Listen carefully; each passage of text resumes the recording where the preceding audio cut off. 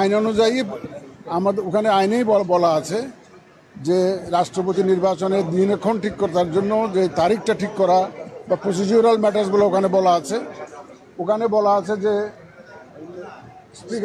স্পিকারের সাথে পরামর্শক্রমে আলোচনাক্রমে এই দিনক্ষণ ঠিক করা হবে, কোন দিন নির্বাচন হবে, নমিনেশন পেপার কোন দিন সাবমিট করতে হবে, তারপরে এটা ধরেন স্ক্রুটিনির কোন দিন হবে, ইলেকশন হলে যদি প্রতিযোগিতামূলক হয় তাহলে এক ধরনের ব্যবস্থা, আর যদি প্রতিযোগিতা না থাকে, যদি সিঙ্গেল ক্যান্ডিডেট হয় সেটা আরেক ধরনের ব্যবস্থা, সেশন থাকলে এক ধরনের ব্যবস্থা পার্লামেন্টের, আর সেশন যদি না থাকে তাহলে আরেক ধরনের ব্যবস্থা ইত্যাদি বিস্তারিত নিয়ে আমরা আলোচনা করেছি।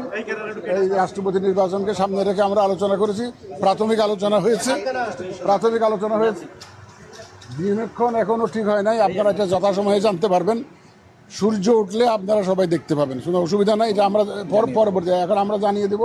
এখন আমাদের প্রাথমিক আলোচনা হয়েছে, প্রসিডিউরাল বিষয়গুলো নিয়ে বিস্তারিত আলোচনা হয়েছে। এটা প্রাথমিক আলোচনা। না, আমরা কোনো টেন্টেটিভ ডেট ঠিক করি নাই। এটা আপনারা যথাসময়ে জানতে পারবেন। তবে ওই রাষ্ট্রপতি নির্বাচনকে ঘিরেই আমাদের সমস্ত আলোচনাটা হয়েছে। তো এখন আমাদের তো ইলেকশনটা যখন করতে হবে, এখানেই হবে ইলেকশনটা। নমিনেশন যদি আমাদের ওখানে সাবমিট করবে, ইলেকশনটা এখানেই করতে হবে। আপনি জানেন যে chief election commissioner is the returning officer, নির্বাচনী কর্মকর্তা হিসাবে কাজ করেন। তো এমন সব কিছু কিন্তু ইলেকশন যদি হয় তাহলে এখানেই হবে।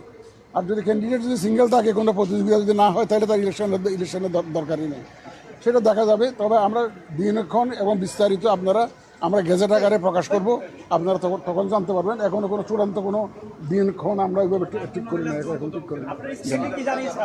90 দিনের মধ্যে নির্বাচন করা বাধ্যবাধকতা আছে। আমরা বলেছি আমরা প্রস্তুত। আমরা বলেছি যে কোনো সময় রাষ্ট্রপতি নির্বাচনের জন্য প্রস্তুতি আমরা নিয়ে রেখেছি। কারণ আমাদের আবার একটা স্থানীয় সরকার নির্বাচনের একটা প্রস্তুতির ব্যাপার আছে, কারণ আমাদের ওদিকেও ব্যস্ততা আছে।